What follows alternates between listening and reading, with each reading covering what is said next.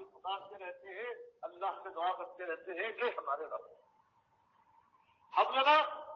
مالک ہمیں عطا فرمائے من ازواجنا، ہماری بیویوں کی طرف سے، وذریاتنا، اور ہماری اولاد کی نسلوں کی طرف سے قرۃ اعین، مالک آنکھوں کی ٹھنڈک نصیب ہو، ہماری آنکھوں کی ٹھنڈک ہے۔ اللہ کی فرما برداری نے ایمان کے اندر تو مالک جن کو بھی ایماندار بنانا،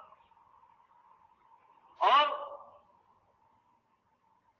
وجعلنا للمتقین اماما، اور مالک ہمیں متقیوں کا امام بنانا۔ قیامت کے دن ہم بڑے ہیں کہ اگر ہم چل رہے ہوں، ہمارے سامنے فاسق و فاجر، ہمارے پیچھے دنیا دار، ہماری نسلیں آ رہی ہوں، ہمارے بچے، ہماری بیویاں آ رہی ہوں، پروردگار کس سے ہم بنانا؟ بعض لوگوں نے کہا اس کے امام سے ہم متقیوں کا امام بنا دیا جائے، سب سے آگے ہو، یہ بھی لوگوں نے کہا ہے، لیکن یہاں جو مسئلہ آ رہا ہے وہ یہ ہے کہ مالک ایک سیاق اس کا ہے اور سباق تو یہ ہے، وہ یہ سے یہی معلوم ہوتا ہے کہ مالک ہماری اولادیں، ہماری نسلیں ہیں، یہ فاسقوں فاجروں سے نہ بنے، پروردگار یہ متقین سے بنے، تاکہ قیامت کے دن ہم گھر کے بڑے ہیں، ہم آگے بڑھیں گے، ابو جہل کے پیچھے اس کی امت جائے گی، فرعون اپنے قوم کو لے کے جائے گا، اسی طرح سے ہمارے پیچھے کے لوگ، ہماری اولاد، ہماری نسلوں پر پروردگار وہ متقیوں پر دیکھیے، یہ ایماندار بہت زیادہ خیر خواہ ہوتا ہے، اپنی فیملی کا، اپنے گھر والوں کے لیے بہت زیادہ فکر مند رہتا ہے۔ جہاں پوری دنیا کے لیے فکر مند ہے تو اپنے گھر والوں کے لیے، اپنی بیوی کے لیے، اپنے بچوں کے لیے تو ان سے زیادہ فکر مند ہے کہ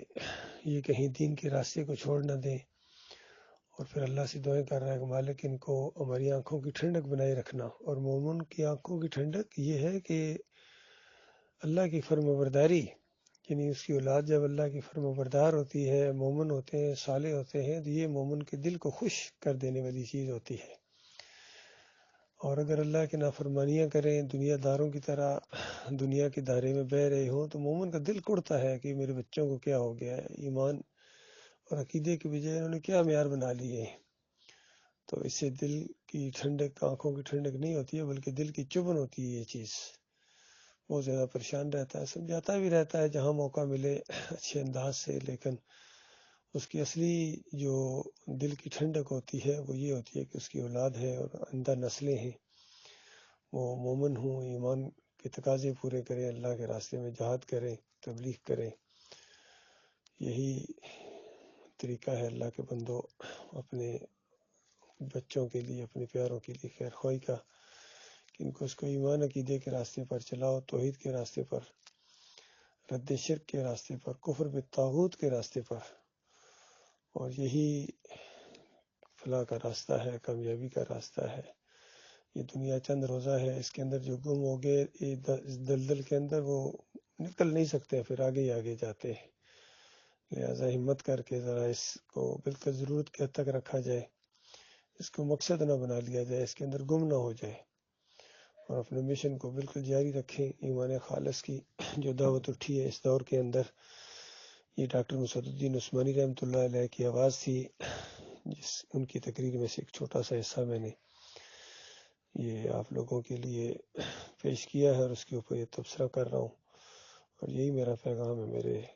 رشتہ داروں کو، برادری والوں کو، اور آئندہ نسلوں کو، کسی ایمان عقیدے کے اوپر قائم رہنا۔ جو ایمان عقیدے کے اوپر قائم رہیں گے وہ میرے ہیں، اور جو اسے ہٹیں گے وہ خود اپنے ذمہ دار ہوں گے۔ اللہ تعالیٰ توفیق عطا فرمائے نیک راستے کی۔